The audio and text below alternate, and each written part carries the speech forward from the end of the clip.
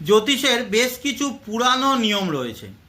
যেমন ধরুন, partner জীবনসাথী choose করতে গেলে নিজের যোগ্যতার অনুরূপ, নিজের মাইন্ডসেট মেন্টালিটি অনুসারে পার্টনারকে চুজ করুন। অর্থাৎ ফার্স্ট ও সেভেন্থ হাউসের কথা বলা হচ্ছে।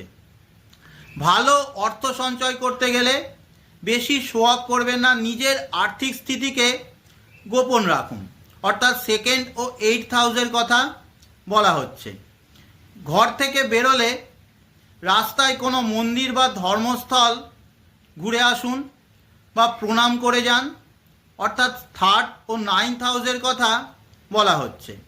কুষ্ঠির এই যে সামনাসামনি বা অপোজিট ভাবগুলো, যাদেরকে এক্সিসও বলতে পারেন, এদেরকে শিবশক্তি ভাব বলা হয়।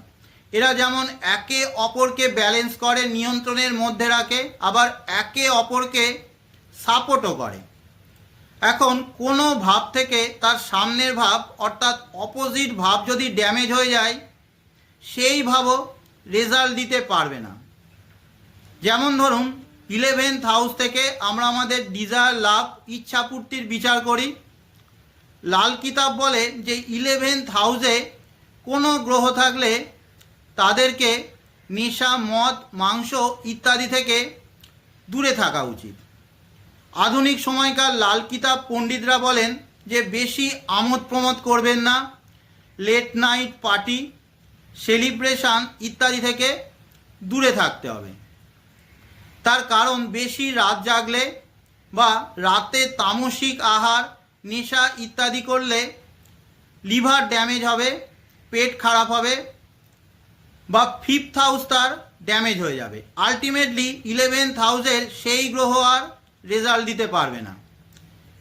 রেমিডি করার সময় আমরা সব থেকে বেশি মিস্টেক এখানেই করে থাকি। আমরা সেইভাবে রেমিডি তো করে দিই যেখানে আমরা গ্রহ দেখতে পাচ্ছি, কিন্তু আমাদের অবশ্যই ভেরিফাই করা উচিত যে সেইভাবে সামনের ভাব শক্তি স্থান প্রবলেমের মধ্যে চলে যাবে না তো। যেমন কেউ কেরিয়ারে গ্রোথ চাইছেন, 10th হাউসে কোনো গ্রহ রয়েছে, তার প্রতিকার করে নিলেন, কিন্তু সেই গ্রহটা যদি 4th হাউস বা 4th লর্ডের সাথে খারাপ কম্বিনেশনের মধ্যে থাকে, কাজ হয়তো তার ইনিশিয়ালি কিছু বাড়বে, কিন্তু সাথে সাথে অ্যাংজাইটি, মানসিক অস্থিরতা, চাপও খুব বেড়ে যাবে।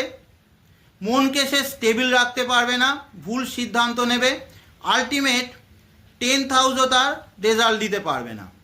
স্বাভাবিকভাবেই তার মনে হবে যে প্রতিকারে কাজ হয় না।